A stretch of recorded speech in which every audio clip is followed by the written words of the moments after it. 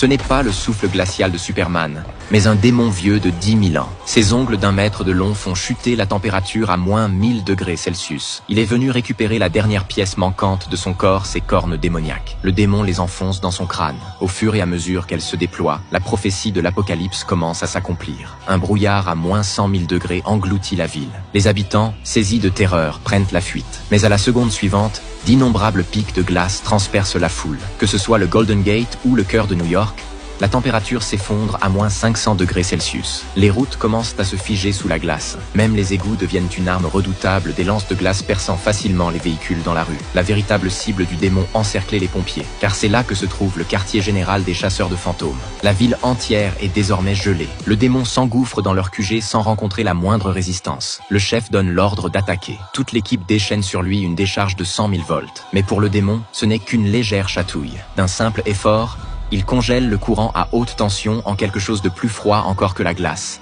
et le fracasse au sol. Le démon ouvre alors sa gueule d'1 mètre de long. Son souffle à moins 1 milliard de degrés Celsius fissure la terre. Il fige ses mortels sur place. Enfin, le démon récite une malédiction pour ouvrir les portes de l'enfer. Des âmes perdues commencent à se déverser vers les grandes villes américaines. Mais le démon ne remarque pas que la petite fille aux allumettes est elle aussi revenue des enfers. Elle offre sa dernière flamme à Mark. Cette attaque de feu soudaine brise le sceau du démon des glaces. Les chasseurs de fantômes pourront-ils venir à bout de ce démon ?